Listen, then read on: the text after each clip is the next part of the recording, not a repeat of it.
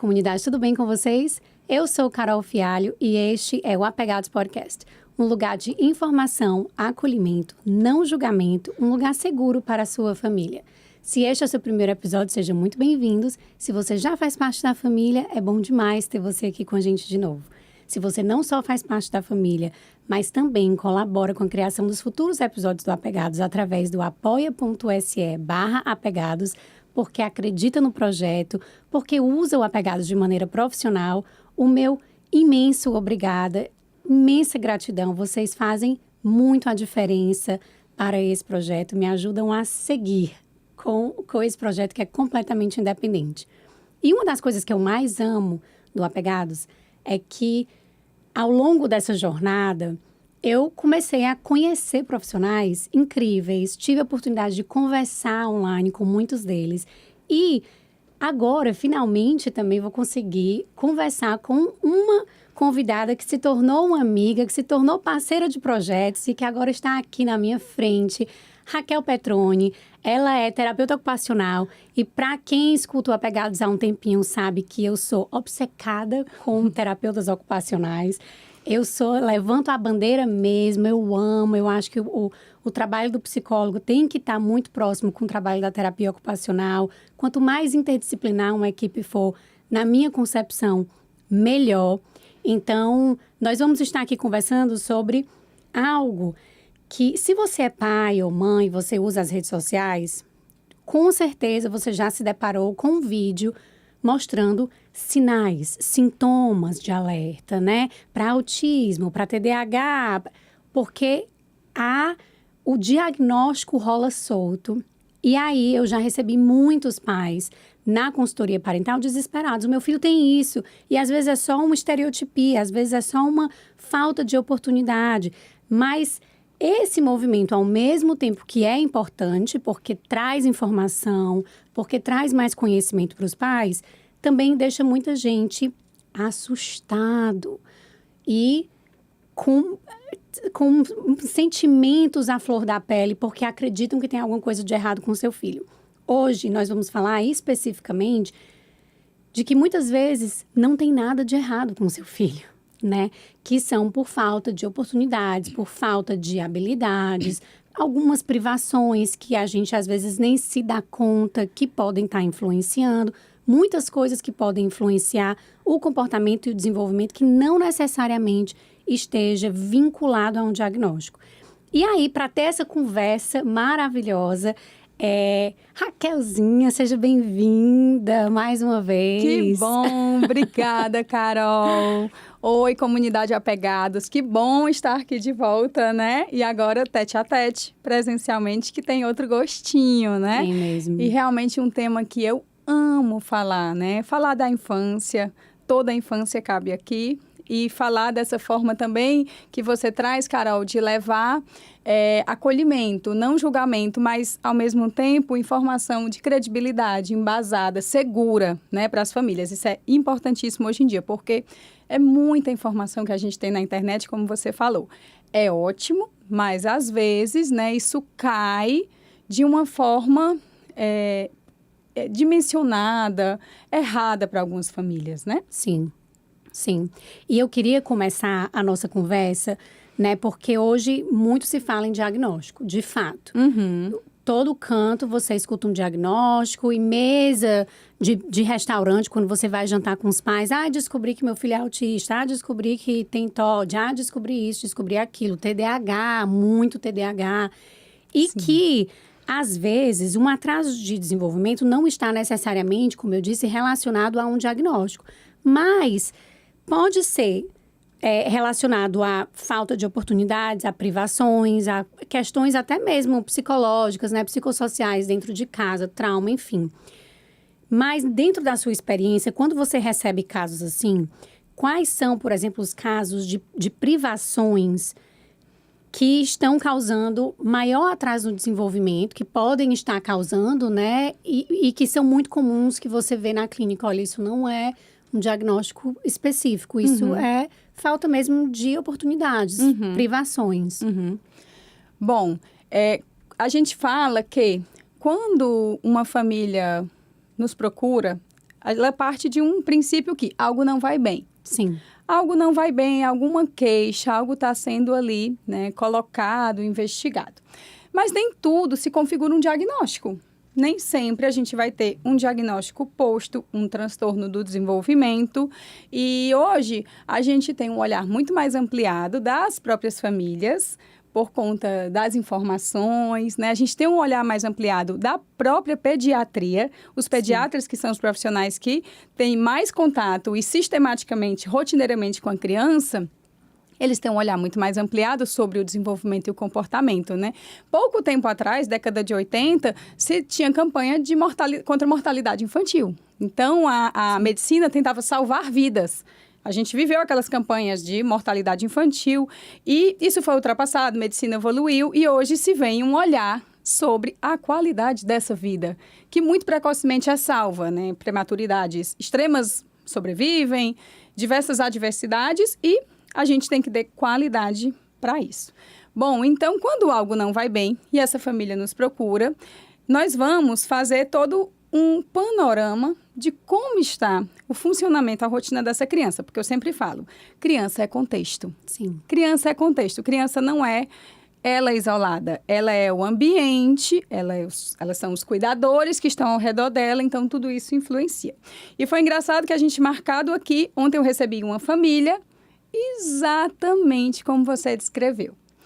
Uma bebê antes de 1 ano, que a mãe se desesperou com um ponto que ela viu que uma criança autista fazia, que tinha tido o diagnóstico, e ela percebeu que a filha dela fazia, ela achava que a filha dela fazia aquele mesmo movimento, e ela se desesperou. De, por favor, me encaixe tudo. Eu recebi, quando ela falou comigo, não, uma bebê de 8 meses, eu digo, eu vou receber porque eu sei a angústia, e eu fico muito feliz em poder ajudar uma família dessa a se reorganizar diante disso.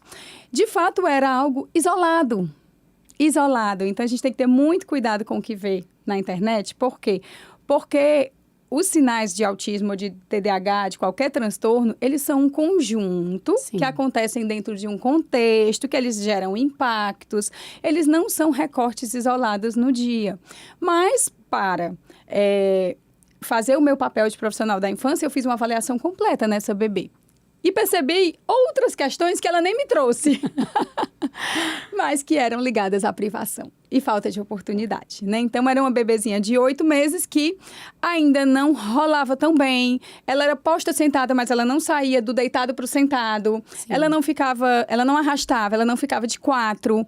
Né? Então, tinha ali questões mais ligadas às questões motoras, que, quando eu questionei para a família, como é a rotina? Ela fica no chão, no tapetinho? Não, a gente acaba realmente não deixando e tal. E começa. E aí foi um atendimento maravilhoso, porque essa família saiu tranquila quanto à questão que ela trouxe, que era algo ligado a uma estereotipia, mas muito isolada e sem... E nada disfuncional. E ela saiu com esse coração tranquilo quanto a isso e super orientada quanto às questões de oportunidade. Então, as privações, elas vêm do nosso estilo de vida hoje de mais demandas fora de casa, espaços menores, Sim. tempos mais curtos. A gente tem hoje um grande concorrente das interações, que são as telas. Uhum. As telas não só das crianças, tá? Isso é importante a gente colocar, porque a gente faz o 0 tela para a criança, tenta, mas está lá. A mãe, o pai, a própria babá, que às vezes fica ali. Então, assim, você precisa, né? A criança precisa dessa interação, dessa troca viva, e isso daí é um impacto. Sim. Então, a gente também tem aí privações de tempo, de espaço, de oportunidades, por conta da pressa, por conta, né, de uma vida ali mais acelerada, às vezes por superproteção, às vezes por falta de informação. Nós temos os desafios da infância naturais, que eles vão se configurar, né, ali como necessidade de mais atenção. Os desafios naturais, as birras, dificuldade de sono, questões alimentares, desfraude, isso é um desafio. Sim. Que às vezes as famílias não querem ultrapassar e querem problematizar e trazer isso para um diagnóstico. Ele tem seletividade alimentar, ele deve ter autismo. Não. Introdução alimentar não é fácil para todo mundo. Sim. Comer tudo não é para todo mundo mesmo, né? Então, são desafios da infância que sempre houveram e que nem sempre eles vão se configurar e se denominar um diagnóstico. Sim. Mas merecem, né? Merecem ali um olhar uma atenção e, sem dúvida, um profissional que oriente, né, que acalme aquilo que não precisa de alerta e oriente aquilo que vale ser melhor oportunizado. Sim, Né? Então, perfeito. vejo muito nesse sentido. Perfeito, Raquel. Quando você fala, eu fico pensando, né? Porque a gente tende a transitar muito entre os extremos. Então, é uma criança que é super protegida, que acaba privando realmente a criança de várias explorações, de várias oportunidades de crescimento, autonomia. Inclusive, o nosso episódio passado é sobre autonomia e é maravilhoso. Você traz várias dicas práticas do dia a dia, né? Se vocês quiserem em casa ouvir, vale muito a pena. E também uma negligência quase que completa, né? Assim, você muito bem colocado quando você fala que a tela não necessariamente para a criança, porque o bebê ali, as pessoas, se conscientizaram, né? Tá, 0 telas. Mas toda vida que a criança olha para o pai ou para a mãe, o pai e a mãe estão no telefone, é uma atenção o tempo todo dividida, fragmentada. A babá também, e essa criança, ela pode não estar olhando para a tela, mas ela está ouvindo, né, o que está saindo dali. Então, eu gosto muito da frase que diz brinquedos passivos, crianças ativas. Brinquedos ativos, crianças passivas, né? No sentido de que se a criança está ali na frente de uma tela, ela está passiva, porque aquilo dali já está suprindo todas as necessidades ativas daquele momento. Então, é super bem colocado quando você fala isso. E os pais que querem prestar atenção, que querem, tudo bem, encontrar esse limite, né, entre esses extremos, porque o ideal é a gente transitar ali mais ou menos no meio, mas eles não sabem o que esperar. Tá, eu não sei o que esperar do 5º mês, do 6º mês, do 1º ano de vida. E eu sei que você é maravilhosa nesse sentido de trazer muita informação sobre os marcos de cada período. Uhum. Claro que a gente não vai entrar aqui numa aula extensa sobre marcos, mas o que você pode trazer para a gente de resumo do que se esperar de uma criança, por exemplo, de 1 a 6 anos? Certo. É importante porque eu defendo muito isso. E aqui a gente não vai esperar uma aula, mas vai ter. Vou deixar até o spoiler aqui. Mas vai ter, gente. E eu sempre defendo muito isso. Assim, todo profissional da infância, ele precisa conhecer o desenvolvimento infantil típico. Porque é a partir do que não se põe, do que não está acontecendo, é que eu sei que algo não vai bem. Com certeza. Né? Se eu tenho que saber o que esperar para entender que aquilo ali não está de acordo. Né? Então, eu defendo muito isso, que todo profissional da infância deve conhecer o desenvolvimento infantil, se apropriar disso, porque é o alicerce da sua prática clínica, seja ela qual for. TO, fono, psicóloga, físio, educador, né? Todas as áreas.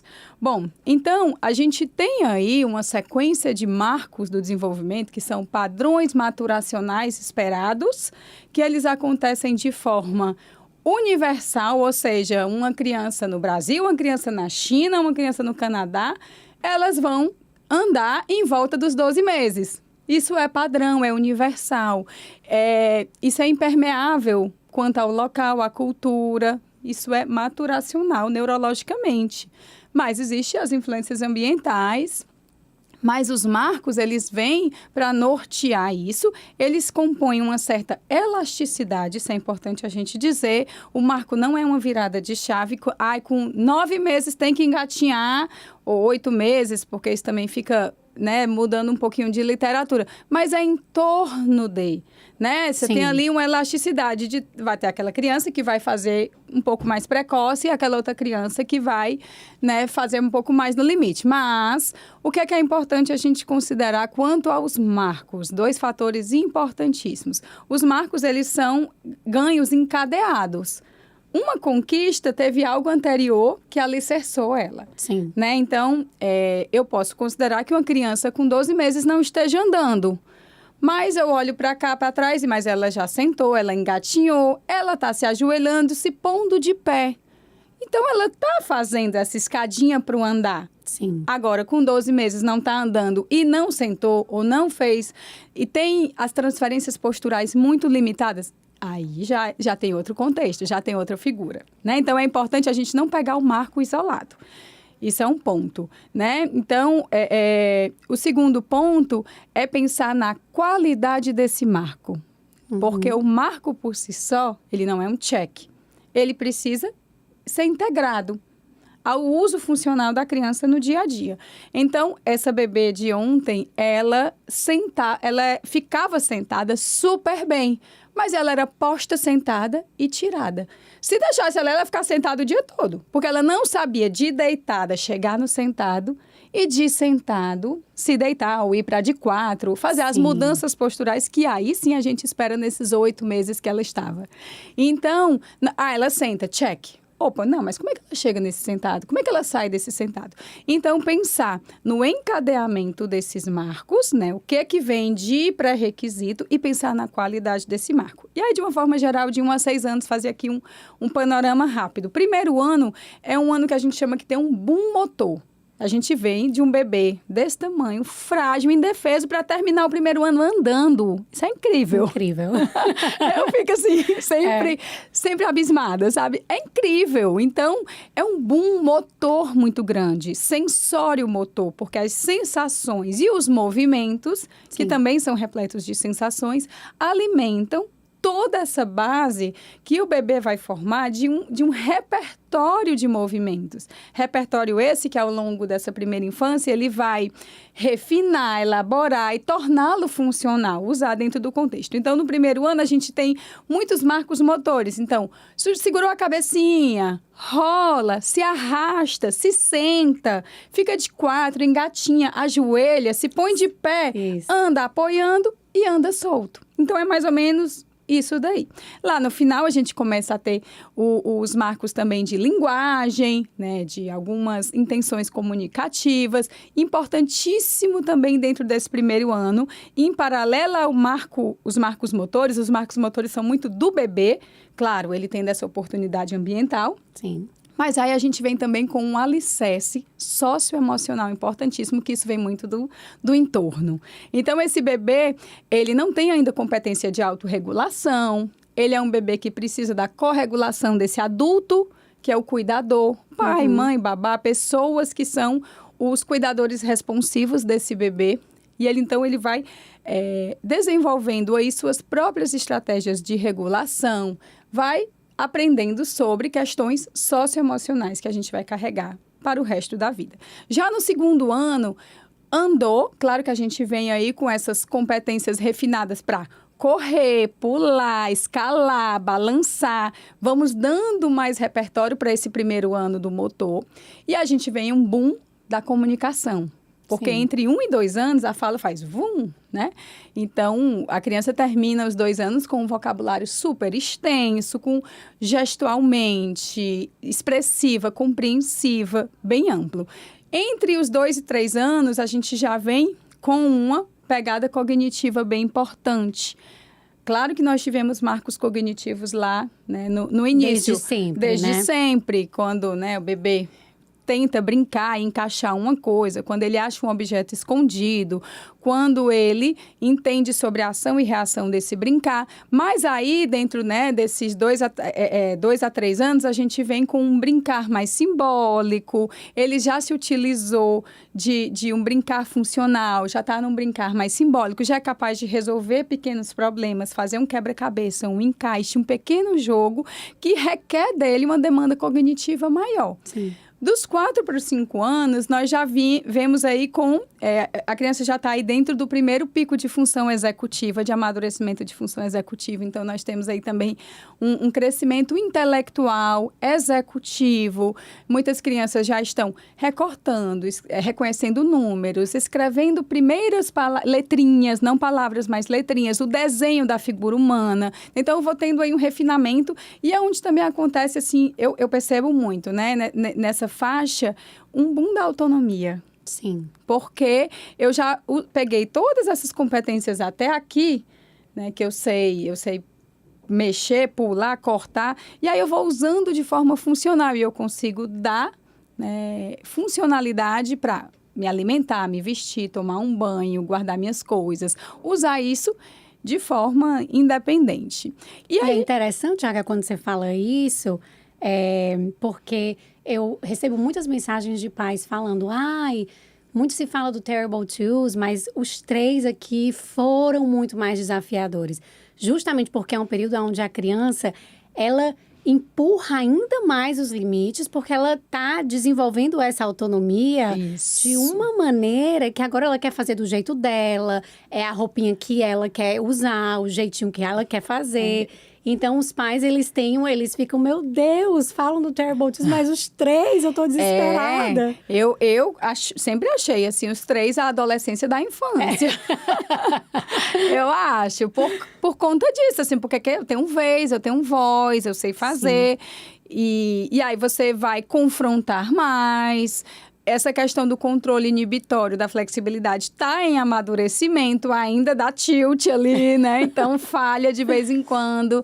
Então, eu percebo muito, né? E também, assim, falando um pouco da minha clínica, eu percebo que essa é uma fase onde as crianças que têm alguma questão, posta mesmo um diagnóstico, elas parecem que dão uma distância, um gap das crianças típicas. Porque até então, 1 ano, 2 anos, estava todo mundo meio que no mesmo barco. Todo mundo era meio bebezão, precisava de suporte, de supervisão, de ajuda. E aí, essa viradinha de chave dos 4 anos para os 5 de autonomia, de independência, de mais funcionalidade, a gente, às vezes, não vai ver no mesmo ritmo para a criança atípica. Sim. E aí, parece que dá aquela distância. E eu converso muito isso com as famílias, porque é um período que a família já investiu, se dedicou. E aí, quando ela vê esse gapzinho, não é fácil. Mas assim, natural, mas ele vai chegar aqui também. É porque os outros estão dando o seu salto, né? Mas ele está aqui no ritmo dele. E aí, fechando esses 6 anos, a gente termina a primeira infância com uma criança muito funcional, que a maioria das crianças típicas está lendo, escrevendo, com autonomia nas suas atividades do cotidiano, ou seja, consegue tomar um banho só, se alimentar só, se vestir só. Escovar os dentes. Coisas práticas mesmo do dia a dia. E aí é muito importante, né? Não tem como não trazer ali a coisinha da autonomia, que essa criança precisa de oportunidade, né? Essa criança precisa de tempo e espaço. Porque eu sempre faço essa pergunta para os pais, assim, o que é que te impede de fazer essa autonomia? É pressa? É medo, né? De que ele não vai dar conta, é superproteção, né? Então, tem algo ali que a gente precisa vir para uma reflexão, porque vou fazendo. Quando a criança está grande, aí chega essa conta para ela. Esse menino não faz nada só. Tem que fazer tudo, não sabe nem se vestir, tomar um banho, né? Mas tem alguma coisa ali atrás que não foi. É aquela velha história, deixa que eu faço melhor, que eu faço mais rápido. Isso. É a necessidade de controle, tem a superproteção, tem a necessidade de controle, tem a pressa, a falta de organização, porque requer mesmo uma antecipação, né, para ter tempo. Então, assim, de uma forma geral, eu costumo olhar para essa primeira infância como um boom motor, um boom da linguagem e comunicação, um boom cognitivo, a gente vem para um boom mais executivo, para terminar num boom mais intelectual, né? E funcional, de uma forma geral. Então, e prestando sempre atenção nessas questões, né? Do encadeamento desses marcos e da qualidade deles. Ótimo, porque assim, tem muita gente que diz... tem que respeitar o tempo da criança, né? E, de fato, assim, você precisa levar em consideração a criança, respeitar o tempo dela. Mas isso não quer dizer que a gente também deixe estar, né? A criança com 3 anos não está falando ainda. Vamos respeitar o tempo? Não, peraí, a gente precisa investigar, a gente precisa ver o que é que está acontecendo aqui. Isso. E hoje nós temos a oportunidade de ir para um profissional... E não necessariamente entrar numa intervenção terapêutica. Sim.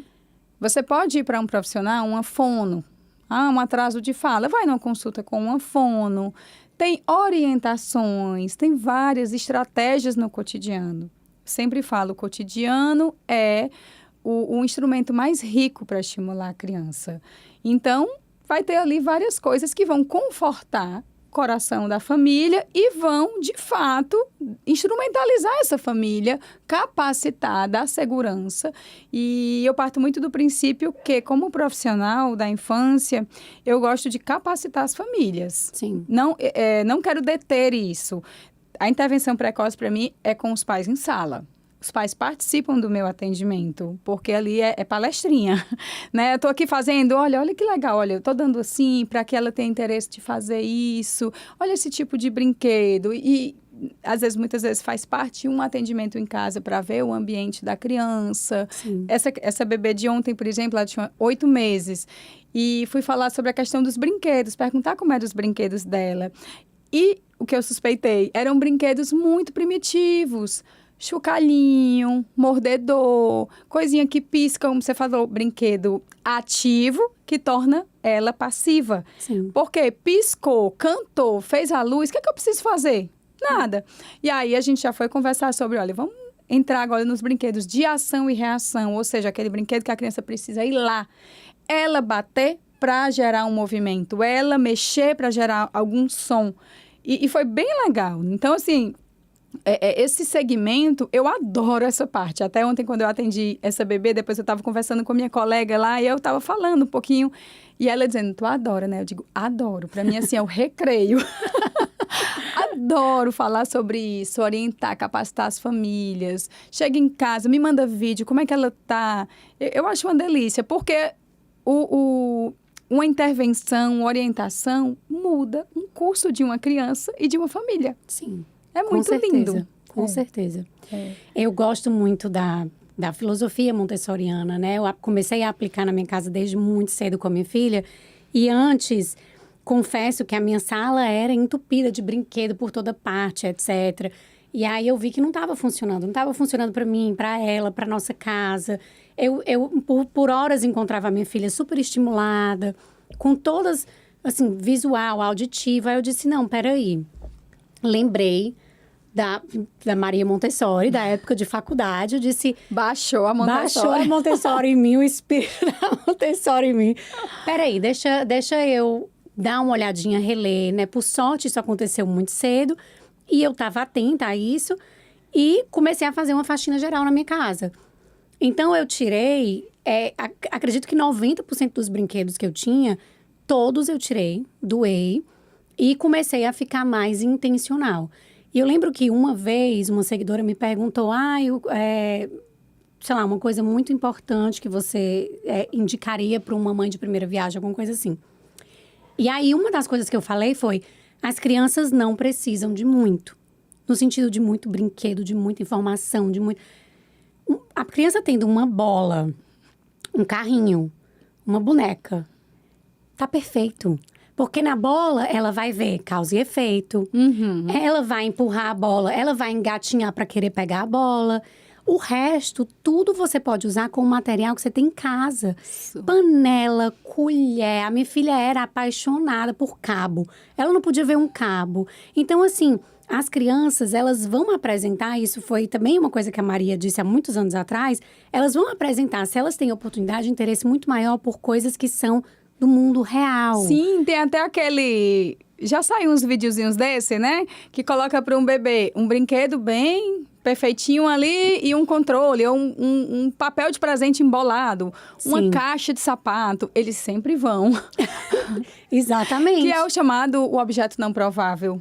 M. Sim. Pickler fala muito disso, traz muito isso, assim, o cesto, a gente chama até cesto de ouro, né? Porque pode ter esponja, Controle remoto.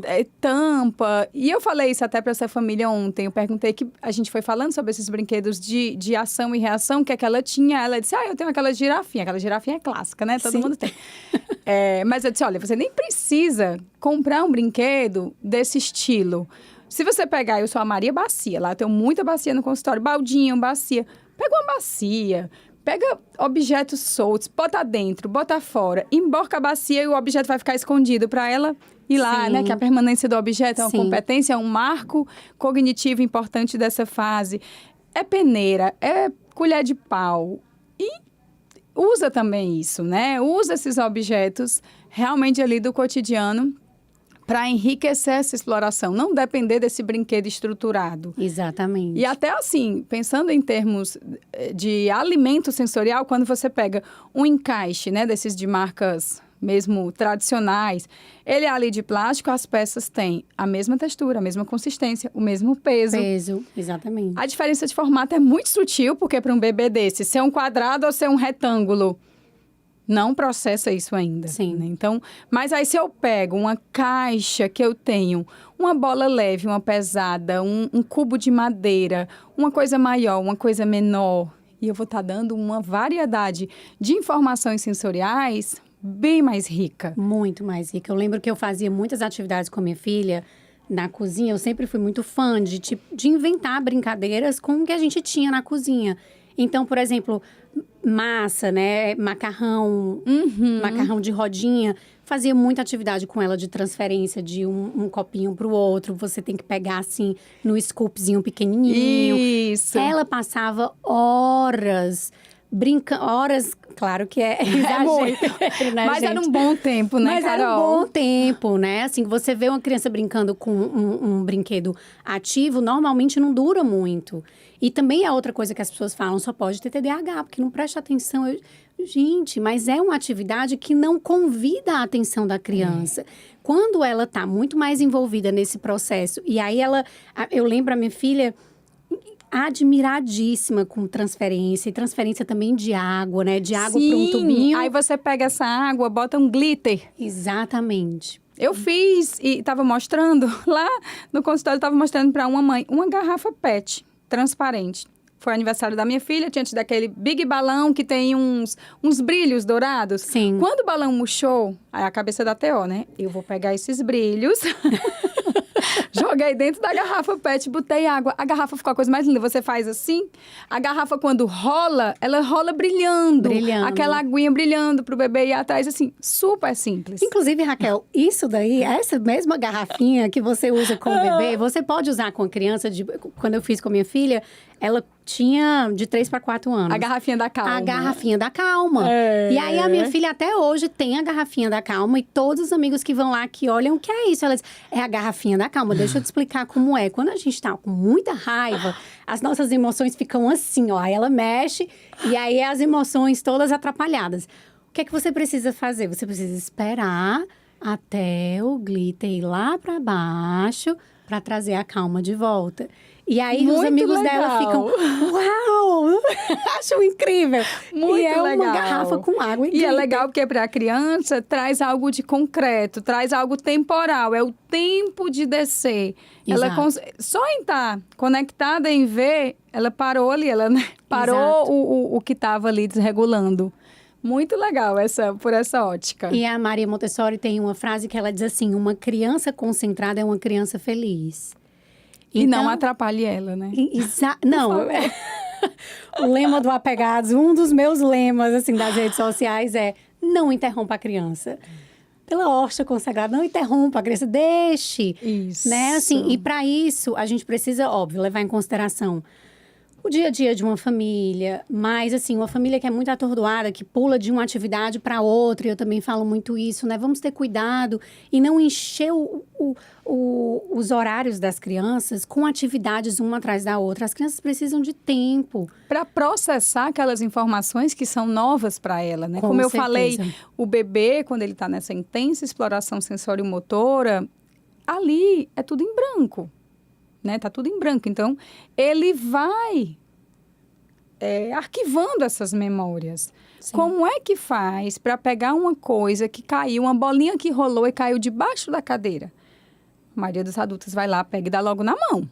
Mas perderam uma enorme oportunidade motora, espacial e cognitiva de solução de problemas. Solução de problemas. E isso lá na frente vai ser fundamental para trabalhar tolerância, frustração, tentativa, persistência, que são habilidades tão requisitadas hoje, né? As soft skills do mundo hoje são essas.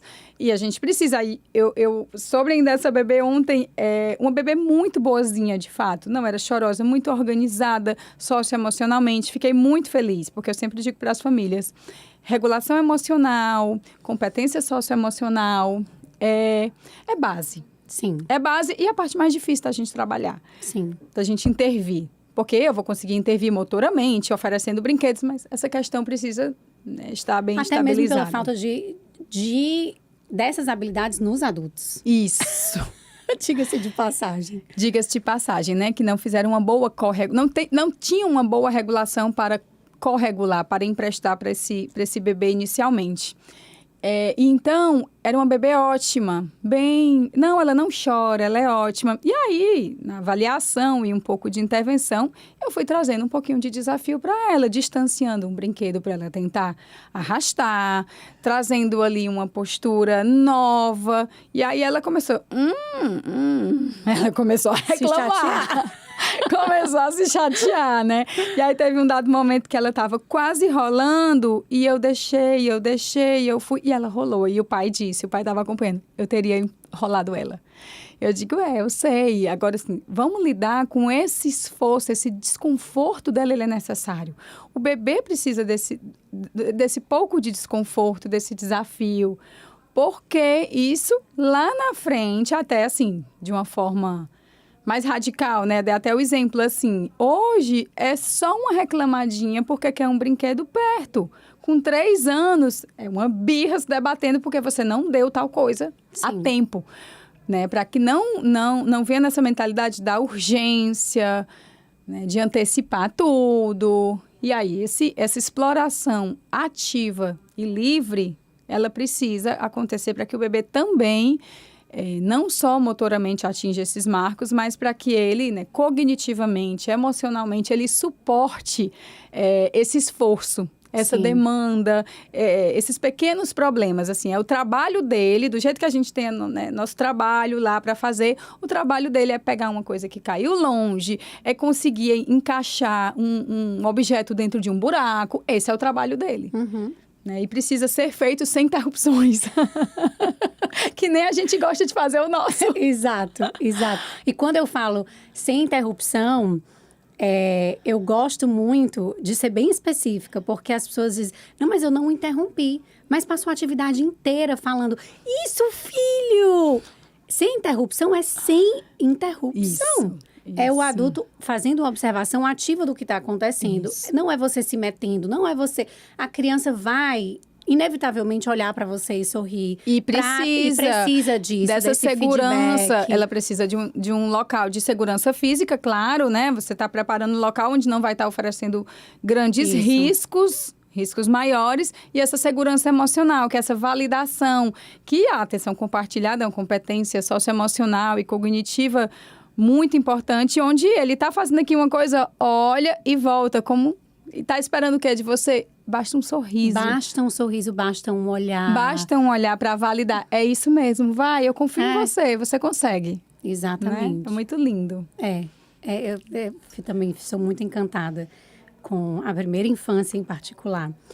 E a gente pincelou um pouquinho, Raquel, mas assim, como diferenciar quando a criança realmente precisa de mais estímulos e oportunidades ou quando é necessário procurar um especialista? Quando é preocupante, né? Assim, a gente falou dos marcos, então, quando você diz, não tem marco, você até deu um exemplo maravilhoso, né? Tá levantando, tá segurando, tá se apoiando, está no caminho, mas você olha, é uma criança que não rola. Não fez o caminho, né? Isso já é mais preocupante. Isso já se configura como uma necessidade, né? Então, assim, o que é que diferencia esse olhar que seja terapêutico, precisa de uma intervenção, ou esse olhar que talvez ajustes na rotina e questões mesmo do ambiente? Um ponto importante, quando a criança, mesmo com oportunidades, ela não evolui. A família já proporciona, ela tem um ambiente positivo, próspero para o desenvolvimento dela, mas não evolui. É um ponto importante a se pensar. Sinais persistentes, dificuldades que não são ultrapassadas. Teve aquela fase que não dormia bem. Ok, mas de uma hora melhorou. Não, é longo período. Desfraude é um desafio, pode ser mais curto, mais longo, mas se seja muito persistente. Alimentação, foi difícil a introdução alimentar, mas está melhorando. Ou não melhora, é difícil. Então, são dificuldades persistentes, é um outro ponto. Impacto funcional. Isso é o que a gente sempre fala, assim, Eu até dou o exemplo, né, questões sensoriais hoje em dia que são muito levantadas de, meu filho não gosta de se sujar, ele tem alguma questão sensorial. E aí eu sempre trago, vamos pensar qual o impacto funcional disso. O que é o impacto funcional? É quando aquela dificuldade gera um prejuízo, um afastamento de atividades do cotidiano. Sim. Então, assim, ela deixa de ir para a praia, de brincar porque ela não suporta a areia. A ponto dela chorar, se desorganizar, é a única que não vai para o parquinho de areia da escola. Isso é um impacto funcional relevante. Sim. Agora, se ela vai, brinca, se suja, mas em um dado momento ela quer lavar a mãozinha e ela não gosta tanto de se permanecer suja, ok. Então, a gente vai também medir o quanto isso está trazendo de prejuízo no desempenho, no dia a dia dessa criança, dentro das atividades da vida diária, que são os cuidados pessoais, banho, higiene, alimentação, vestuário, sono, brincar. Quanto isso tem de impacto, reações extremas e questões de regulação emocional. Uma criança que é muito chorosa, muito irritada, muito reativa, né? Essa questão de base socioemocional é muito ruim. E, para fechar, nesses alertas, perder habilidades que ela já teve. Isso não acontece no desenvolvimento. O desenvolvimento, a gente chama que ele é vitalício. Tudo que eu tenho, eu ganho para a vida inteira. Eu não perco habilidades. Eu consolido habilidades, eu aprimoro, eu sobreponho habilidades, mas eu não perco. Então, se uma família diz, ele batia palma, mas nunca mais ele bateu. Ou ele falava tais palavrinhas e não fala mais. Ele conseguia fazer tal coisa e não faz mais. Né? Uma perda de habilidade é também um sinal de alerta. Porque a gente tem no desenvolvimento momentos de pico, aí a gente tem alguns platôs onde o desenvolvimento se desenvolve, aparentemente aos nossos olhos está mais lento, mas ele está ali consolidando, porque quando a criança... Se fortificando, isso, né? Quando ela adquire uma habilidade, ela precisa de um tempo para repetir, aprimorar e consolidar. Aquilo está integrado mesmo ao funcionamento dela. Então, muitas vezes ela está ali naquele período que é super importante. Mas ele nunca retrocede, ela não perde. Então, são esses principais, assim, alertas que diferenciam a busca mesmo, né, de um profissional e um possível acompanhamento mais sistemático. Perfeito, perfeito. E, para finalizar, Raquel, que orientações práticas você deixaria para as famílias que estão inseguras, assim, de como estimular em casa, quando, né, assim, o que é que a gente faz? Eu acho que até agora a gente já deu, assim, informação, você trouxe informação valiosíssima, que as pessoas podem começar a ficar mais atentas, né, de marco do que é que se espera, com 1, com 2, com 3, com 4... oferecer um pouco mais de autonomia, quando procurar um profissional, mas, de maneira geral, o que é que você diria para as famílias que estão ainda inseguras nesse processo, assim, que mudanças a gente pode fazer para poder oferecer mais e ter essa observação mais ativa? Eu sempre convoco as famílias a refletirem sobre o contexto. O contexto incluindo, né, pai, mãe. A gente sempre olha para a criança de uma forma reduzida e rápida. É porque essa criança isso, essa criança aquilo, ela não faz isso, ela não faz aquilo. E aí a gente tem que levantar, né, a vista da criança aqui e olhar, bom, mas como é? Como é o dia a dia dela? Com quem que ela fica? O que é que dentro dessa sua percepção pode ser mudado em contexto? Então, como pai e mãe, eu deixo essa reflexão. Vamos aumentar o tempo, aumentar a qualidade, reformular o ambiente, pensar em tempo, em espaço, em qualidade, em oportunidades. Muitas famílias toda família tem um desejo de estimular seu filho e de ver o seu potencial máximo. Isso graças a Deus, para a maioria das famílias é inerente, né, aos pais. Mas, e às vezes pensam assim, me perguntam muito, Raquel, que brinquedo eu compro para essa fase? O que é que eu compro? O que é que eu faço? E eu acho que tem que ter muito cuidado de não se terapeutizar essa relação de pais e filhos. Perfeito. De ter oportunidade do brincar livre, sem dívida, sem demanda, sem estar tendo que entregar algo. Porque hoje, nesse mundo de muita performance, produtividade, resultados, colégios têm esse perfil de resultado. Então, sem querer, os pais estão ali no começo querendo ensinar palavras, números, cores e que a criança performe. e às vezes falta o espaço natural e leve e fluido, que é a base. Então, não terapeutizar tanto, não pensar tanto nessas demandas pedagógicas dentro de casa, mas usar as oportunidades do cotidiano. O cotidiano é onde tem mais oportunidade de aprender sobre sequenciamento, espera, quantidade, sobre essas habilidades, porque eu sempre falo, as habilidades, elas servem às funções. Sim. Né? Todas as habilidades que eu tenho, se eu tenho destreza, coordenação motora fina, equilíbrio, força, eu tenho que empregar isso em alguma função. Para escovar meu dente, para conseguir fazer uma cama, para trocar de roupa, para arrumar minha mochila. Então, assim, pensa sempre o que está tendo de oportunidades.